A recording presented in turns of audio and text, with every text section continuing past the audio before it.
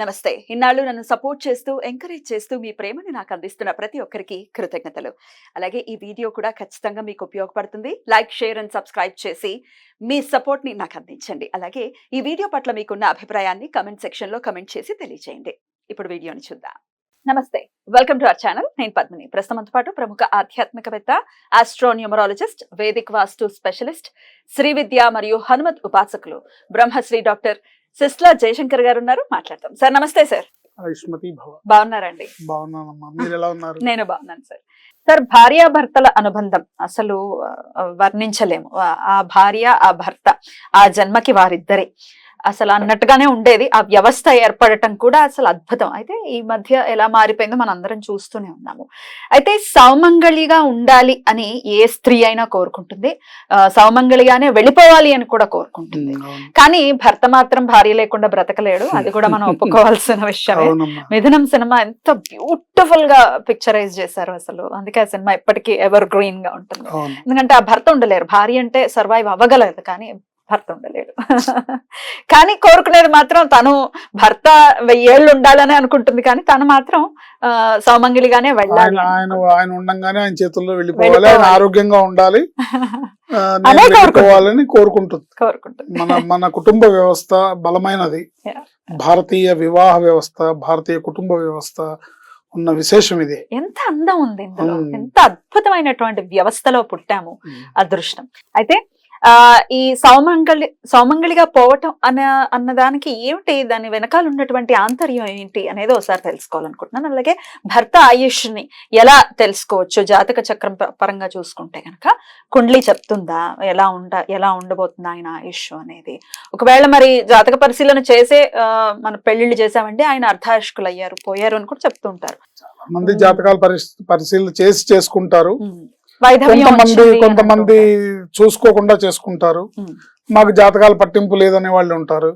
Ultimate గా ఏంటంటే బుద్ధి కర్మానుసారినే అన్నట్టుగా వీళ్ళకి ఏం జరగబోతుందో దానికి తగ్గ పరిస్థితులకు ఏర్పడ్డట్టే మాకు నమ్మకాలు లేవండి, మాకు నచ్చింది, వాళ్ళ కుటుంబ నేపథ్యం నచ్చింది, వాళ్ళ పరిస్థితి బాగుంది, వాళ్ళు మా అమ్మాయికి లోటు ఉండదు, ఇలాంటివి చూసుకున్నాం అంటారు. అసలు కష్టం ఒకవేళ వైధవ్యం ఉన్నదే పోతే ఏ స్త్రీ అయినా సరే సుమంగళిగానే జీవించాలని కోరుకుంటుంది, కానీ వైధవ్యాన్ని ఎదుర్కోవాలని, వైధవ్యాన్ని అనుభవించాలని ఏ స్త్రీ కోరుకోదు. అలాగే ఉండాలి. మరి ఆ సౌమంగళ్యత్వం ఉండాలి అని అంటే ఏం చేయాల్సి ఉంటుంది? అమ్మవారి పాదాలను ఆశ్రయించడమే. అమ్మ దయ ఉంటే అన్ని ఉన్నట్లే అని చెప్తారు పెద్దలు. సో అమ్మవారిని ఆశ్రయించడమే. జనరల్ గా ఈనాటి కాలమాన పరిస్థితులను బట్టి ఉద్యోగ రీత్యా కొంతమంది మన సాంప్రదాయమైన కుటుంబాల్లో ఉన్న వాళ్ళైనా సరే తెలిసి తెలియక, పాపం వాళ్ళకి తెలియకపోవచ్చు, మాటికి కంఠం నుంచి మంగళసూత్రాలను తప్పించడం,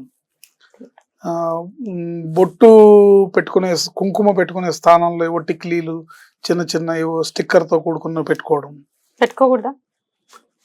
ఏది పెట్టుకున్నా ముందు కుంకుమ అనేది ఏంటి, ఇక్కడ పాపిటి స్థానంలో కుంకుమ పెట్టుకుంటాము.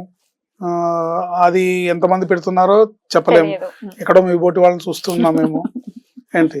అలాగే నుదుటిన కుంకుమ ధరించాలి, చక్కగా ₹1/2 సైజులో ఉంటే ఎదుటి వాళ్ళకి ఒక గౌరవ భావన, అమ్మా నమస్కారం అండి అంటారు కదా. ఆ గౌరవ భావనే వేరు, ఇదే వేరు. ఎందుకంటే ఆజ్ఞాచక్రంలో కుంకుమ ధరించడం అనేది అనేక రకాల దోషాలని నివృత్తి చేస్తుంది, చక్కటి శుభాలని కలిగిస్తుంది, శుభ పరంపరలను వసంగుతుంది అనేది మన పెద్దవాళ్ళు చెప్తూ వస్తున్నమాట. సో దాన్ని పాటించాలి. ఇలాంటి చిన్న తెలిసి తెలియక చేసే తప్పుల్ని చేయకుండా మన పురాతన సాంప్రదాయాన్ని, మన అమ్మలు అమ్మమ్మలు వాళ్ళు ఏం చెప్పారో అవన్నీ పాటిస్తూ చక్కగా 10 కాలాలు కోరుకోవాలి. మా వారు చల్లగా ఉండాలి, నా పసుపు కుంకుమలు చల్లగా ఉండాలని కోరుకోవాలి. ఇప్పుడు పిల్లలకి మరి ఉన్న ఫైనాన్షియల్ ఇప్పుడు గతంలో అంటే పిల్లలకి ఫైనాన్షియల్ ఫ్రీడమ్ ఉండేది కాదు ఆడవాళ్ళకి. అంటే మా వారు లేకపోతే నా బతికేంటి అన్నట్టు ఉండేది. ఇప్పుడు అట్లా లేదే. అలా ఉండాలని కాదు, ఇండిపెండెంట్ అయిపోయాం కదా, అలా ఉండాల్సిన అవసరం లేదు కాదు. సో మనిషితో అవసరం ఖచ్చితంగా అవసరం. సో కనుక ఏమిటంటే దాని విలువ తెలుసుకోవాలి. ఎందుకంటే భార్యకి భర్త ఉండి ఆ పసుపు కుంకుమలు అవన్నీ ఉన్నప్పుడే, సౌమంగళిగా ఉన్నప్పుడే విలువ. అవి లేని వాళ్ళకి ఎట్లా ఉంటుంది అనేది అవి లేని వాళ్ళు అనుభవించే వాళ్ళకి తెలుస్తుంది తెలుస్తుంది ఆ బాధ. ఆ బాధ. ఏ పేరెంటాలకి పిలవరు, ఏ ఫంక్షన్లకి పిలవరు, అన్నిట్లో చివరిలో కూర్చోబెడతారు. Very sad. Yeah. ఇవన్నీ కుటుంబ వ్యవస్థలో ఉండే ఇవి. అంటే ఈ రోజుల్లో ఉండొచ్చు ఉండకపోవచ్చు, కొంతమందికి తెలియచ్చు తెలియకపోవచ్చు. ముఖ్యంగా సాంప్రదాయమైన కుటుంబాలు అందరికీ తెలుసు. అందుకని ఎవరైనా సరే ఈ సౌమంగళిత్వాన్ని ఖచ్చితంగా కోరుకుంటారు. భర్త ఆరోగ్యంగా ఉండాలి, ఆయన 10 కాలాలు బలంగా ఉండాలి, ఆయన ఆరోగ్యంగా ఉన్నప్పుడే నేను నిష్క్రమించాలి అని ఏ స్త్రీ అయినా కోరుకుంటుంది. ఎందుకంటే ఆ పసుపు కుంకుమలతో వెళ్ళడం అనేది ఆవిడకి గౌరవం అని ఏ స్త్రీ అయినా కోరుకుంటారు. బట్ ఏంటంటే జాతకంలో అష్టమ స్థానంలో సౌమంగళిత్వాన్ని సూచిస్తుంది. అష్టమ స్థానంలో దోషాలున్నా, ఏమన్నా ఇబ్బందులున్నా, దానివల్ల ఈ సౌమంగళిత్వానికి విఘాతం కలిగితే వైధవ్యాన్ని అనుభవించాల్సిన పరిస్థితి ఏర్పడుతుంది. ఏంటి దోషం అంటే ఏంటండి? అష్టమ స్థానం అక్కడ ఉన్న గ్రహాలు కాబట్టి ఇంక మనం దాని డీటెయిల్స్ లోకి వెళ్లకుండా ఈ టాపిక్ మాట్లాడుకుంటే, అక్కడ దోషం ఉంటే ఈ సౌమంగళిత్వాన్ని కోల్పోయే అవకాశం ఉంటుంది, వైధవ్యాన్ని అనుభవించే అవకాశం ఉంటుంది. అలాగే సప్తమ స్థానం భర్త ఆయుర్దాయాన్ని, భర్త పొందే అపమృత్యు దోషాన్ని, భర్త పొందే అర్ధాయుష్ జీవితాన్ని సూచిస్తుంది. సో అక్కడ దోషాలు ఉన్నా వాటిని కూడా మనం అమ్మవారిని ఆశ్రయిస్తే అవి నివారింపబడతాయి. ఎందుకంటే జాతక పరిహారాలు చేసుకుంటే ఉత్తమం. అది గ్రహస్థితి ప్రకారం, మీ జాతకం ప్రకారం జ్యోతిష్యం సూచించిన పరిహారాలను చేసుకోవడం అనేది ఉత్తమమైన మార్గం ఎప్పుడు కూడా. దాన్ని నెగ్లెక్ట్ చేయమని నేను చెప్పట్లా, కానీ అవి చేతకాని వాళ్ళు, అవి చేయించుకోలేని వాళ్ళు, మనకి మనం అమ్మవారిని ప్రార్థించుకోవడం అనేది ఆల్వేస్ మనకి పద్ధతి ఉంది, అమ్మవారు చెప్పింది. కాబట్టి అమ్మవారి అద్భుతమైన మంత్రం ఉంది లలితా సహస్రనామంలో, నామ మంత్రం అంటారు దీన్ని. దీనికి ఉపదేశం ఏం అక్కర్లేదు. ఏంటి మడి ఆచారాలు కూడా పెద్దగా అక్కర్లేదు, శుచి శుభ్రత అవసరం. మడి ఆచారాలు అక్కర్లేకపోయినా శుచి శుభ్రత అవసరం. సో చక్కగా మీకు మీరు ఎవరైనా కూడా చేసుకోవచ్చు ఇది. ఓం ఐం హ్రీం శ్రీం కామేశబద్ధమాంగళ్య సూత్ర శోభిత కందరాయ నమః అనే ఈ మంత్రాన్ని రోజుకి 1116 సార్లు, రోజుకి 1116 సార్లు జపం చేసుకొని 30 రోజులు చేసుకుంటే వాళ్ళ జాతకంలో అష్టమ స్థానంలో దోషాలున్నా, సప్తమ స్థానంలో దోషాలున్నా అవి తొలగింపబడి వీళ్ళు కోరుకున్న విధంగా, ఎందుకంటే ఏ స్త్రీ అయినా సరే సుమంగళిగానే మరణించాలని కోరుకుంటుంది. కారణం ఏంటంటే సుమంగళిగా మరణిస్తే వచ్చే జన్మ కూడా మళ్ళీ అలాంటి జన్మే దొరుకుతుంది, అలాంటి సౌభాగ్యమే దొరుకుతుంది అని ఒక శాస్త్రవచనం. అందుకని అదే కోరుకుంటారు ఎవరైనా సరే. మరు జన్మ ఉంటుందో లేదో తెలియదు, అది వేరే విషయం.